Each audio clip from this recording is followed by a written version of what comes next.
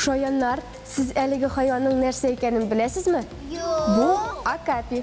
Бүгін мен сізге нәқ аның турында сөйләрмін. Акапи Африкада яши. Аны бары тик Конгоның қойы тропик ормандарында көріп бола.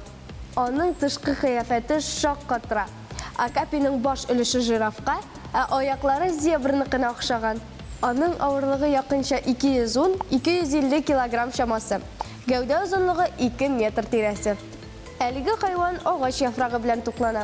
Шулай ук алар төрле үлән, җиләк, җимеш һәм гөмбәне дә яратып ашый. Әлеге җан иясе ялгыз яши. Әнкә акапилар үзләре яшәгән урыннан читкә китми, бары шунда гомер итә. Акапи исне шәп сизә. Өстәвенә аның ишетү сәләте дә яхшы. Шуңа күрә ул кылт иткән тавыш ишетсә дә, шундук качып китә. Әмма күзләре начар күрә. Акапиның йоны йомшак һәм кыска, ул куе крен төстә. Әлеге җан иясе көндез актив, төндә исә ул ял итә. Акапи йоклаганда да уяу хайван. Аз гына тавыш ишетүгә ул тиз генә качып китә. Акапи имезүче хайван, ул баласын сөт имезеп үстерә.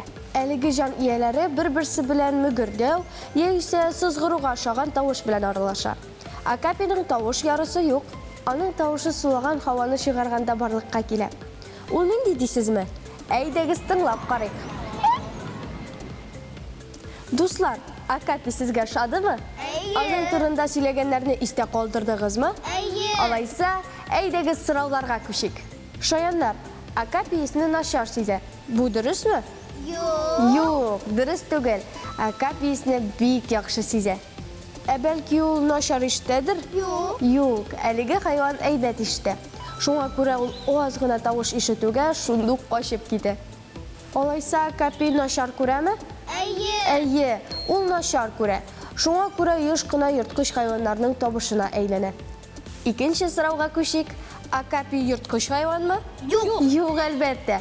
Әлеге җан иясе башка хайваннарны ауламый да, ашамый да. Бәлки ул бөҗәк белән тукланадыр?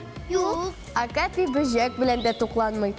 Димәк, ул үсемлек ашый торган хайванмы? Афәрин, дуслар. Чыннан да Акапи үсемлек белән туклана. Бүгенгә менә шулар. Җәнлекләрне, хайваннарны күзәтеп яшәгез, дуслар. Киләсе очрашуларга кадәр сау булыгыз.